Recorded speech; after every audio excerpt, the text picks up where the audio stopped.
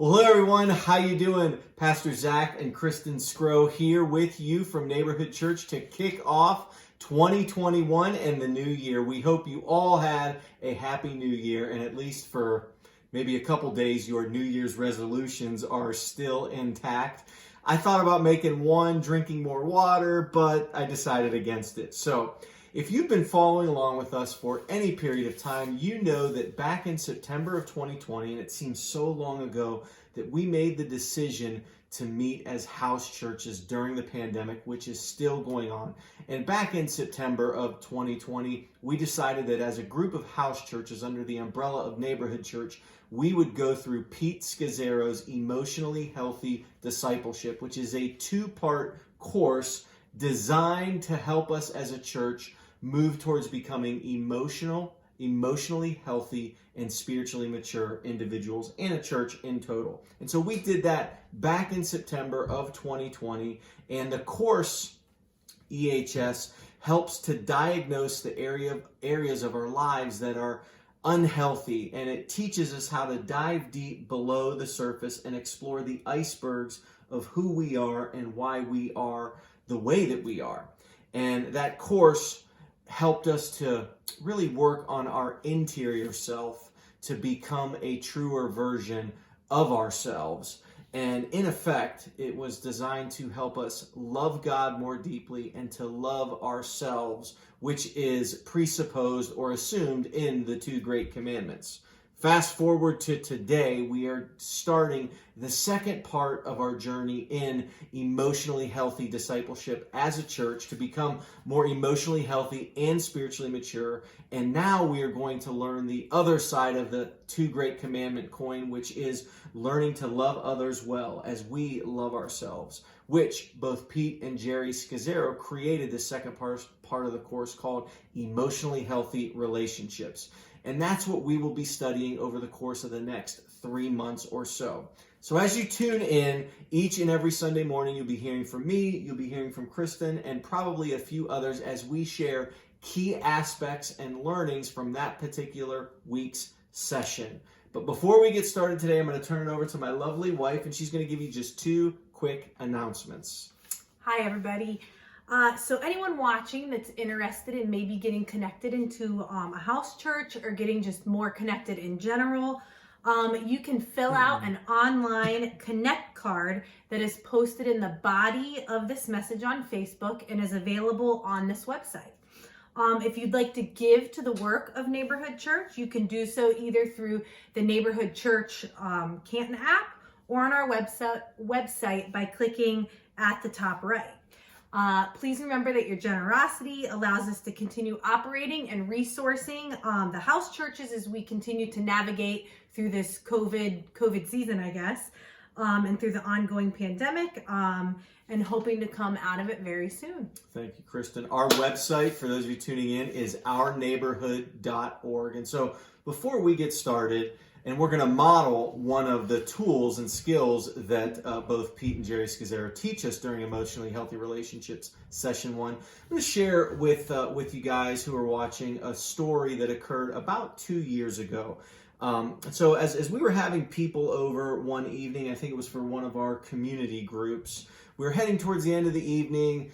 The night, as it usually did, went well. People were sharing. We were hearing from a variety of everyone who attended. I don't remember exactly if we were studying something or if we were just kind of having a hangout session. And everybody was exiting and leaving. And there were two people in particular that stayed behind and I think maybe wanted to chat with us a little bit more. And upon everybody leaving, those two people that stayed behind began to just kind of gossip and talk bad about one or two people in particular that evening. And they were very critical of what they do. Do you remember this time? Vaguely. Okay, vaguely, yes. So my wife vaguely remembers that time. That's good. They were being extremely critical of what they had said that night.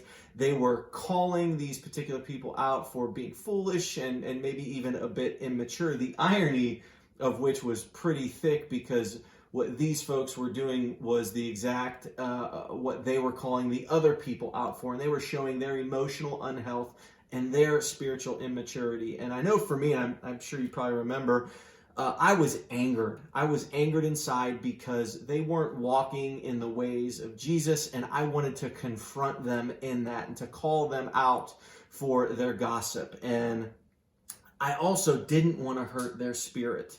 And truthfully, I don't think I had at that time, or maybe even ever had, the relational equity or capital to be able to do that in an emotionally healthy way. And so, thirdly, I also didn't really know how to call them out. And I'm used to just being blunt and bold and saying things, and that doesn't always work the right way, so to say. And so they left, and I let the situation go. And I share that story because I wanted to strike a chord with all of you who are tuning in, because I think more often than not, that type of unhealth is typified in our churches, in our homes, and in a lot of the various different relationships that we have. And it's a microcosm of what emotional unhealth and spiritual immaturity look like, both in the two that stayed behind to gossip, and in me as well for my inability to deal with the situation and to do it in a manner that helps them as well. And so if EHS, emotional healthy spirituality, seeks to help us love ourselves more and to love God more deeply, EHR, emotionally healthy relationships, as its complement, seeks to help us love others well. Because remember, Jesus made those two great commandments inseparable. But in order to love others well, not only do we need to do that internal heart level work that EHS helped us in a couple months ago. And by the way, just going through an 8-week course as a church, as you know, it's a lifelong journey to work out what's going on inside of us. We also need to gain some skill sets and to learn the necessary tools to help us authentically love others well. The first of which, the first tool in session 1 of EHR is called the Community Temperature Reading, or the CTR for short, the Community Temperature Reading. And the purpose is to help us as individuals find our God-given voice and to be able to express that in a way that leads to creating those healthy relationships. And Sgzeros, both Pete and Jerry, would say that it's foundational to all the other skills that we learn. And it includes 5 categories or ways in which we should learn to express our God-given voice and how we do that in a healthy way. And so I'm going to give our audience the 5 ways and a brief description of each. And then me and Kristin are going to model it perfectly for all of you. So the 5 ways, they start with appreciation, and it's sharing something kind with others. I appreciate you for X. The next is puzzles. Puzzles, they are designed to help us ask questions without expressing judgments or even negativity towards someone else. And then there are complaints. Nobody has those in any relationship that they have, right? Complaints with possible solutions. And they're designed to help us express small irritations to others and possible solutions, so that both the complainer takes responsibility for the complaint and possibly a solution that could be enacted. And keep in mind, these are meant to be small irritations, not huge issues that you need to deal with. And so as you try these at home, for this particular exercise, do small irritations. That the bigger things that you need to negotiate through will come later on in the series. Next is new information. It's actively sharing new things that are going on in each other's lives, which will help foster that relational growth. And then finally, it's hopes and wishes, and they reveal our unique soul, or our uniqueness of how God made each of us, and again, designed to foster that healthy, emotional, and spiritually mature growth. And so with that, Kristin, do you have anything you'd like to share, or would you like to get started? I think just to add to what you said, it's important that you're not trying to do what we're getting ready to show you with big, huge things that have, added up over 10 years. That's for a later time. I think this is a good demonstration of what to do on a daily basis. Absolutely. So we have to face each other. So we're going to face each other. and hope you guys get a kick out of this at home. But we're going to begin with the first one, and that's appreciations. And so, Kristin, as I shared with you the other day, I really appreciate all the work that you do around the house. It truly means a lot to me, and I know I don't share it with you enough. Thank you. So, you're welcome. I do appreciate that. Zach, I appreciate, as of lately, how you are seeking to really take that father role model in your kid's life and date our kids. I really appreciate that. It's hard, a family of four. It's hard to find time, and I really appreciate that you're doing that. I'm going to pause right there. I'm just going to say something because this exercise that we're doing, it's meant to reduce negativity and defensiveness in the relationship. And what she just said there, I could immediately go, because there's something that goes off in my head and it says, so what? You mean I wasn't being a good father before I started taking an active role? But look, that's what can happen. And so try your best not to do that when doing these exercises. Does that make sense? I think that was... I really appreciate it. I think it was a good interlude, what I just shared. Yes, not me being a father, of course, but... Okay, puzzle. I'm puzzled to why you mentioned that. Just kidding. Just kidding. What's a good puzzle that I can use? So we just recently celebrated New Year's Eve. Mm-hmm. I'm puzzled that you put out so much meat and cheese and nuts for our charcuterie board. I would have preferred that you put out less and then add to it so that it doesn't go to waste. Question. Am I allowed to ask a question? Sure, you can clarify. Are puzzles supposed to be brought with a solution? Or is that no, puzzles are just something I think that you would say you prefer to happen. Okay. Remember, they're designed to reduce that negativity and that judgment that So I'm just to receive what you said. And yes. That's it. Okay. Yes. Okay. I mean, you can dialogue with me a little bit if you'd like. Little dialogue. Little dialogue. Okay. I think the first thing that goes off in my mind is the extra step of having to manage the meat and cheese board that I can't say the real name because I don't know how to pronounce it. Charcuterie. Yes. I took away, the reason I did that was because I took away me having to keep going back to the board and putting more meat on and more cheese and every other thing that I put on it. And so it was one less thing to manage. We'll just dump it all out there. I receive that. Would you like to share your puzzle with me? Sure. I am puzzled that before we began to sit down, why you seemed upset that I was late getting to my chair. Okay, that's great. I'm surprised you used that one. She dropped a surprise on me on this video here. That's good. So we're gonna move on to complaints now. Okay. So I've been noticing that over the last few weeks and maybe a month or two that you've not been making coffee in the morning. Mm-hmm. I would prefer that you do make that coffee in the morning, but I think maybe as a solution is that I can continue to buy K-Cups to maybe help us get started in the morning, or I can try and figure out how to set the timer for the coffee the night before and put all the coffee and the water in. So would that be good? That's fair. Okay. Okay, complaints. I notice that you don't put your own laundry away when I leave it upstairs. And I know I haven't been very clear on who's putting what away. Usually I just do it, but I tend to get to it so late in the week. Yeah. So I would prefer you to put your own laundry away. Okay, deal. Let's move on to new info. The Browns, hence my Baker Mayfield jersey, the Browns are playing on Sunday at 1 p.m. against the Steelers, and I'm planning on watching that. Okay. If that's okay, and you know the game usually lasts until about 4:15 p.m. Sure. Okay.